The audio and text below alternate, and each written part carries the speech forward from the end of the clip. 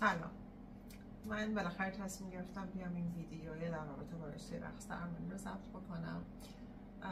بهتر از همون اول اسمش رو درست بگم: رقص حرکت درمانی، دنس موومنت تراپی. اما ویدیو صرفا در رابطه با این نیست. در واقع دلیل اصلا ضبط این ویدیو اینه که من دوستانی که میدونستن که من این رشته رو خوندم، خیلی جاها منو به دوستای دیگه ای که از این رشته شنیده بودن یا علاقه‌مند شده بودن یا رقصنده بودن معرفی میکردن و من هی خورد مثلا وایس میدادم، اطلاعات میدادم و اینها. بعد اینجا فکر کردم که شاید بعد نباشه که یه ویدیویی بگیرم. که یه سوالی هم توی استوریام پرسیدم که حالا چه حالتی بهتره. بیشتر نظر روی این بود که ویدیویی باشه که بتونه بمونه و اینها. من فکر کردم روی لایف حالا ما خیلی معمولا ممکنه ذهنمون بپره و اینا، بهتره که اینجوری متمرکز تر باشه. ویدیو ممکنه خیلی طولانی باشه. سعیم بر اینه که بگم که مثلا چه بخشایی رو شامل میشه که حالا بتونیم به اون بخشا، اگر حوصله کل دیدنش رو نداریم، به اون بخشا مراجعه بکنیم. دلیل طولانی شدنش هم یه بخشش اینه که من تصمیم گرفتم که از راهی که از هم باعث شده که این رشته رو بخونم بگم. برای اینکه من فکر میکنم که تو شبکه‌های مجازی خیلی اینطوریه که ما یه سطحی رو میبینیم، بعد اون سطح نمیاد بگه که مثلا خب از چه مسیری این اتفاق افتاده. بعد حالا اگر که قیاسی میکنیم یا اگه مثلا فکر میکنیم که آیا حالا من که این شرایط رو ندارم یا این اتفاق، ممکنه که بیشتر یه حال بد و یه حسرت و یه چیزی بهمون بده. این حداقل دریافت منه. من فکر کردم شاید بد نباشه که پیش زمینه ها رو بگم، هم به خاطر اینکه پیش زمینه حالا برای انتخاب خوندن همچین رشته‌ای در مواردی مهمه، همین که بدونیم که خب مسیر یه اتفاقی هم چی بوده. ما حالا خیلی مواقع هم باز روی کردینه که میگیم من چقدر مثلا خفن بودم یه اتفاقی افتاد و اینا، ولی مواردی اینه که آدم از اون مسیر بگه که چقدر ممکنه شانس آورده باشه، چقدر ممکنه که اتفاقای دیگه مسیرش اثر گذاشته باشن. حالا فارغ از این که اون اصلا چیزی که به دست آوردی چیز خاصی هست یا نه، ولی در کل میگم از من یه مسیر خیلی عادیه که حالا چون که رشته توی ایران ناشناخته است میتونه که یکم متفاوتش بکنه. برای همین میخوام بگم که چه چیزی برد به این سمت. من راهنمای سفر بودم و هنوزم توی مواردی هستم و قبلا یه در واقع کارشناسی در رشته طراحی فرش دانشگاه هنر دارم. بعد کارشناسی ارشد خوندم. فکر میکردم نمیتونم بشینم پای یه میز طراحی فرش بکنم، سخته. حالا به مناطق نقاشی نمیکردم اون دوران. رفتم سمت گردشگری برای اینکه سفر بکنم. توی گردشگری توی پایان نامه فوق لیسانس هم خیلی رفتم سمت رسم و رسوم. برای یکی از فعالیت‌های مهمی که من خیلی دوستش داشتم و توی ایران فکر می‌کنم با یه گروه خیلی دوست داشتنی از مردم انجام دادیم، زنده کردن یه سری رسم و رسوم بود. یه بخشی از این رسم و رسوم خب رقص‌های فولک و محلی بودن. این علاقه قبلی منو به رقص‌ها بیشتر کرد و باعث شد که حتی اگر طراحی توری می‌کردم توی اون دوره‌ای که حالا کار در واقع مدیریت و بازاریابی توی ورودی به ایران رو می‌کردم، یه بخشی به هر شکلی که از رقص و رسم و رسوم و فرهنگ و آواز و موسیقی اینا توش بگنجونم.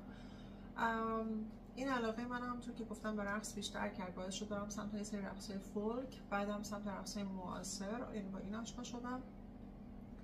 خوشبختانه توی ایران با همه محدودیت‌هایی که هممون میدونیم یه آدمایی هستن که دمشون گرم، یه چیزایی رو زنده نگه می‌دارن.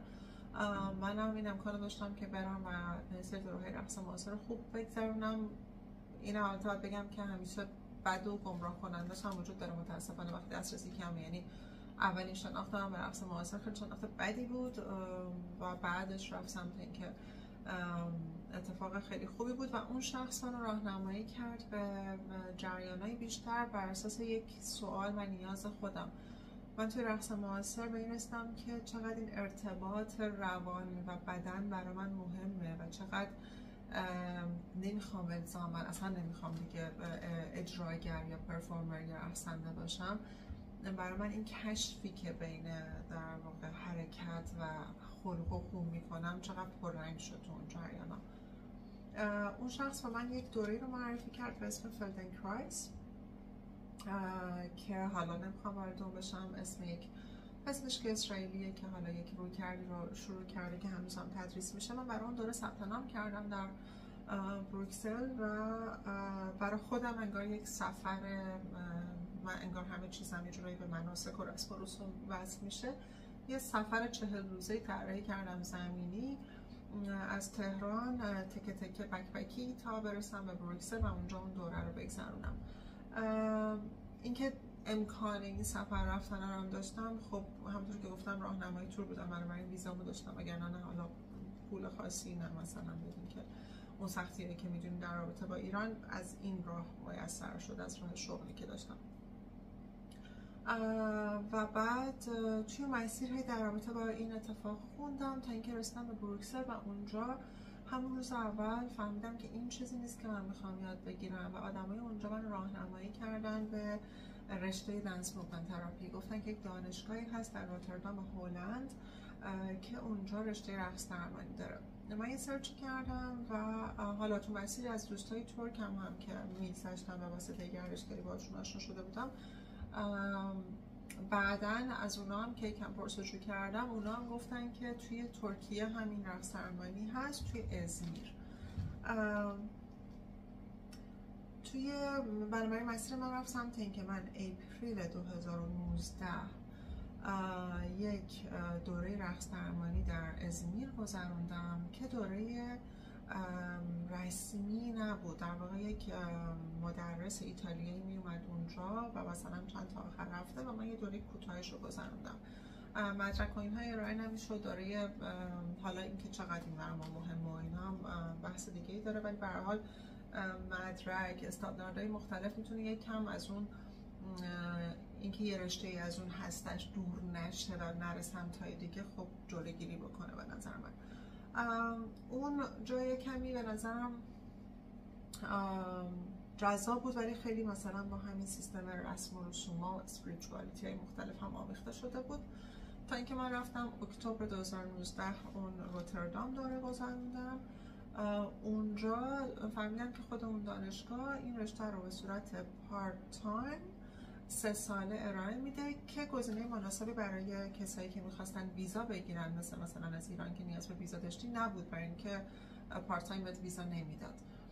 جدای این اون دانشگاه خیلی دانشگاه سختگیری بود در رابطه با انتخاب شما و اینکه پشتوانت چیه که میخوای بری اونجا درس بخونی. من نه پشتوانه محکم روانشناسی داشتم نه رقص، بنابراین خیلی خیلی خیلی محتمل بود که اونجا ریجکت بشم و اصلا اپلای نکردم. فهمیدم که دانشگاه دیگه در هایدلبرگ آلمان وجود داره، دانشگاه اسارها، که اونها فول تایم ارائه میدن این رشته رو. من اپلای کردم برای اونجا.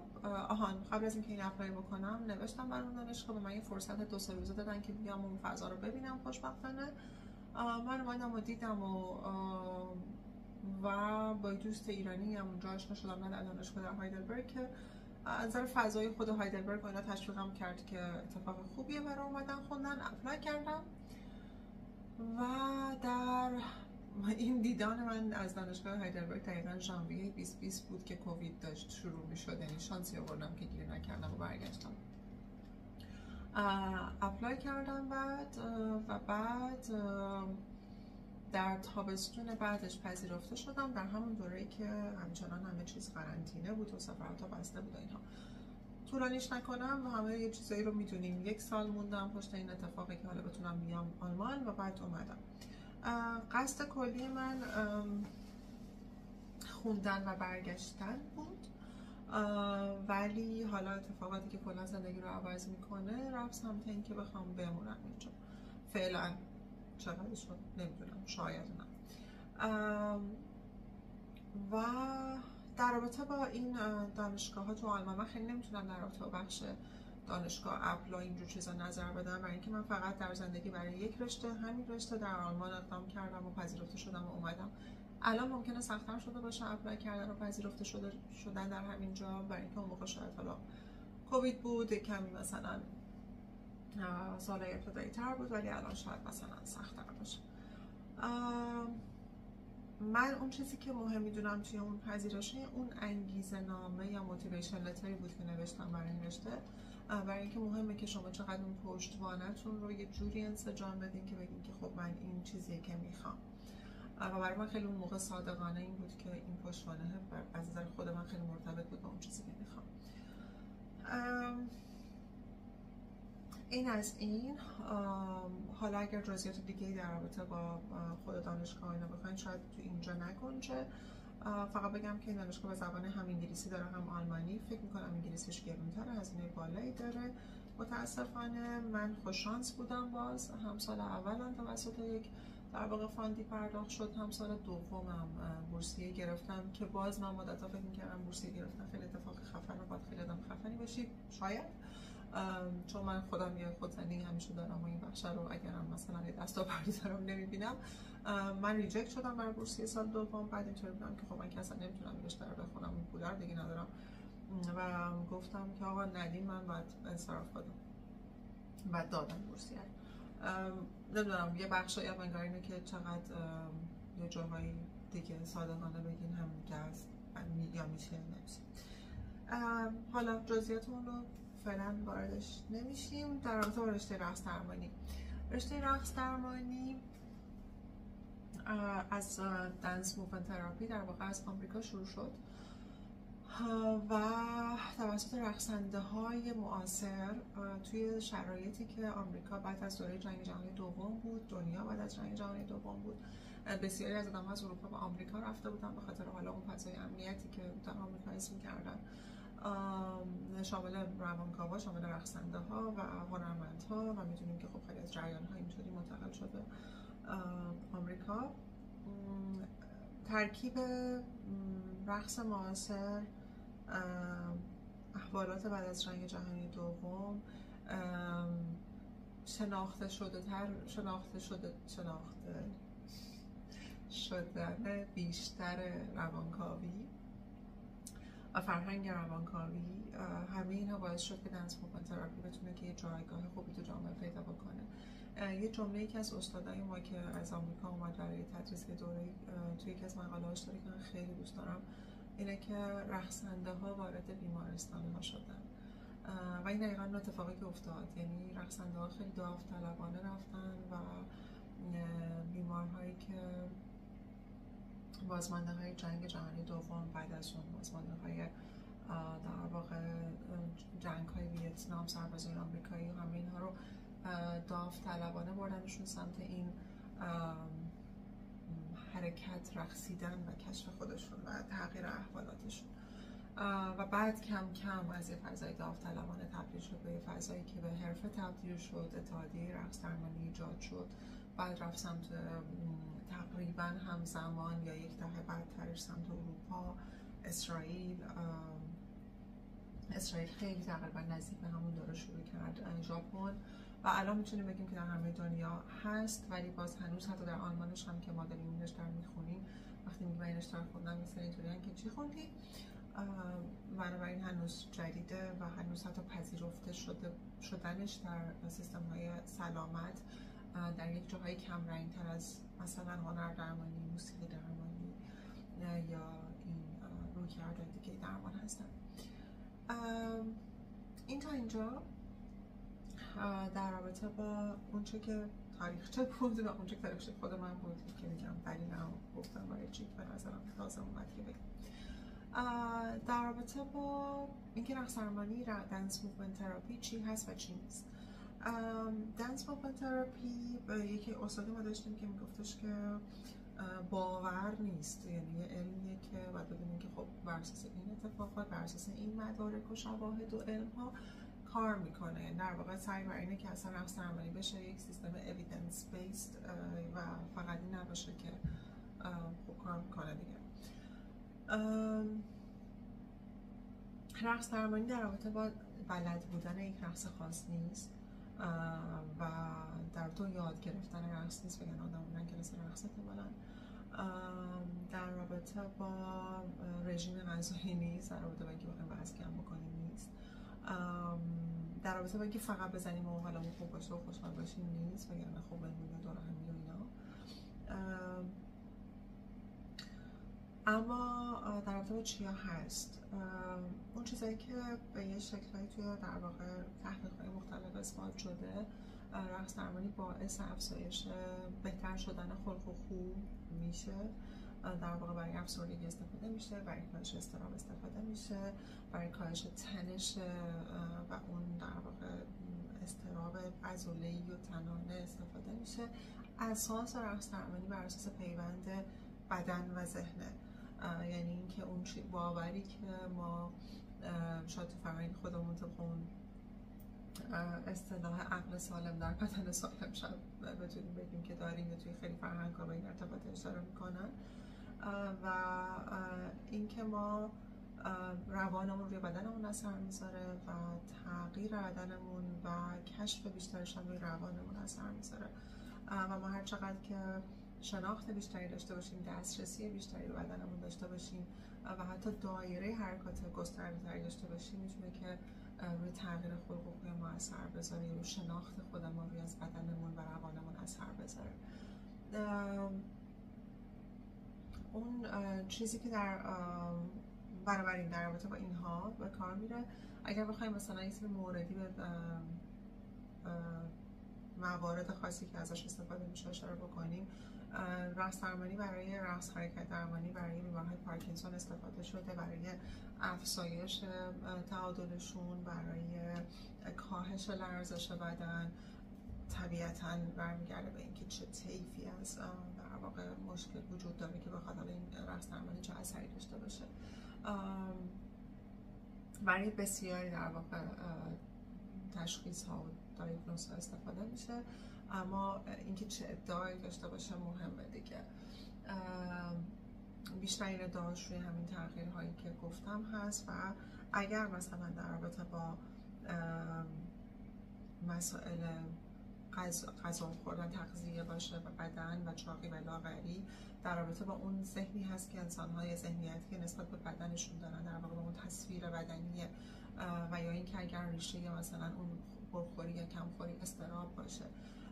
اون چیزی که اتفاق میفته از در سیستم سلامت در آلمان، اون چیزی که در آلمان میدونم، آره یکم از جاهای دیگه، ولی الان میخوام در مورد آلمان بگم اینه که شما وقتی که این رشته رو میخونین، اگر که بلکه روانشناسی نداشته باشین در آلمان و یه امتحان خاصی رو نداده باشین، نمیتونین خودتون رو به صورت جداگانه درمانگر تراپیست معرفی بکنین، مگر اینکه در یک کلینیکی مشغول به کار بشین که معمولا کلینیک‌های سایکوسوماتیک یا روان درمان، ببخشید روانتنی هستن، که شما در یک تیم قرار میگیرین که تو اون تیم شامل اسپیچ تراپیست یا همون در واقع روانکاو یا روان درمانگر بر اساس مبتنی بر حرف هست،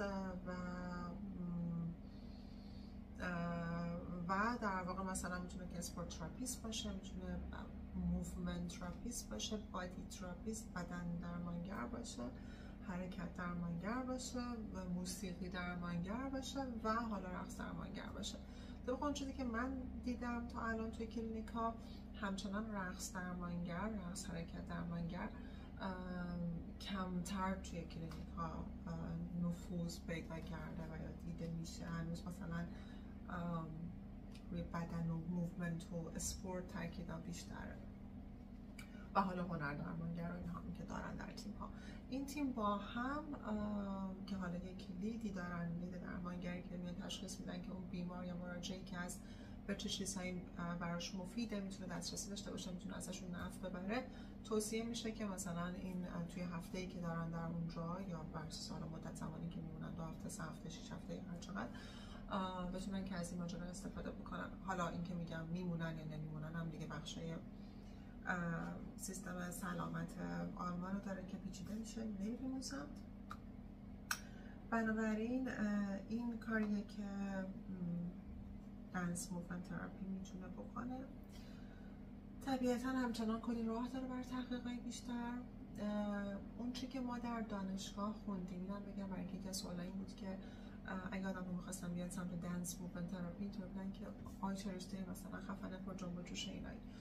اون چیزی در دانشگاه ما تدریس شد، متاسفانه میتونم بگم به شدت تئوری محوره. من میدونستم این هست، ولی بازم احساس کردم که خیلی بیشتر از اون حدی که بود تئوری محور بود. ما هیچ کار که مستقیم روی بدن خودمون به عنوان درمانگر کار بکنیم واقعا نداشتیم، و این به نظر من جاش خیلی خالی بود. بنابراین اگر داریم این رشته شاد و خوشحال و اینا یه میرقصیم و اینا نیست در این دانشگاه حداقل، باید اون بخش بدنی رو خودتون کار بکنین و به نظر من جاش به شدت خالیه. اگر دیدتون به دنس موومنت تراپی اینه که ما فقط حالمون خوب میشه، نه، میتونه که خیلی هم اون شناخت عمیق‌تری که از بدن رو روان میده در دوره‌هایی بتونه که احساسای خیلی عمیقی رو تو ما بیدار بکنه و این یک پروسه درمانی که میتونه اون شناخت کمک کننده باشه رو به بهبود ببره ما رو. و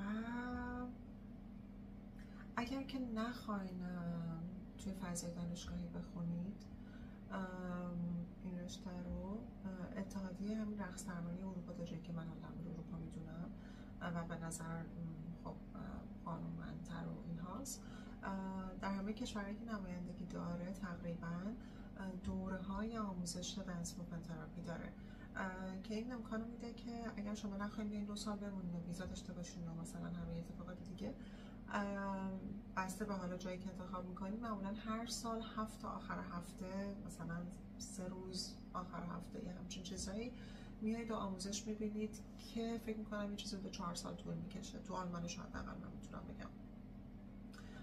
مشکل اساسیش اینه که به زبان همون کشور تدریس میشه. مشکل بعدی هم اینه که در خیلی جاها واقعا مدرکه رو اگه مدرک دانشگاهی نباشه قبول نمیکنن، حتی خود آلمان. اینم بنابراین مهمه که در نظر بگیریم. اون چیزی که آیا یه کسی که دنس موومنت تراپی خونده حالا میتونه بیاد آموزش دنس موومنت تراپی بده یا نه؟ نه. یعنی اون چیزی که من دلم میخواد که انجام بدم داشتن بعداً کارگاه‌های رقص حرکت درمانی هست، اما نه اینکه آموزش دنس موومنت تراپی، اون یک آموزش خودش رو میخواد که اون کارگاه ها هم باز من با اون بخش درمانش مشکل دارم. این ترجیح میدم که اسمشو بذارم بخش شناخت خودمون، شناخت بدن از سمت رقص. من حتی این کار در کمپ های پناهنده ها به صورت در واقع دوره کارآموزی و دوره های داوطلبانه کردم، خیلی مراقب اون بخش درمانه بودم، چون اونجا که آدم ها نمیان واسه درمان دوره ای رو میگذروندن و ما میرفتیم بر طراحی اون فضای خالیشون، زمان خالیشون با هدف کاهش اضطراب اون دورهشون و اینها.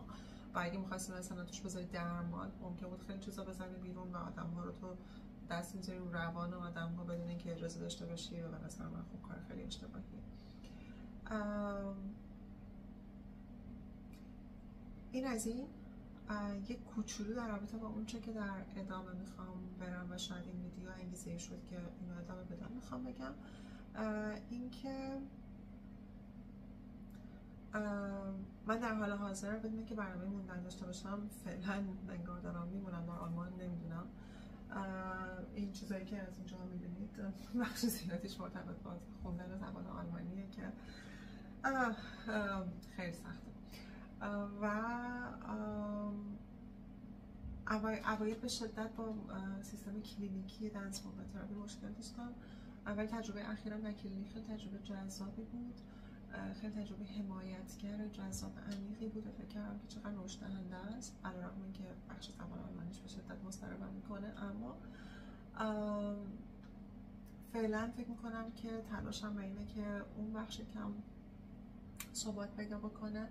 بعد از اینکه این اتفاق افتاد، اون چیزی که دلم میخواد انجام بدم در ادامه شاید شروع یک مدیای مرتبط که بتونم حالا پیداش بکنم، که حالا مثلا اگه میخواد یوتیوب باشه، اینستاگرام باشه یا هر چیزی، که در مورد دنس موومنت تراپی بیشتر و عمیق‌تر و مشخص‌تر صحبت بکنم و یکم در مورد رویکردهایی که برای خودم خیلی مهم‌تره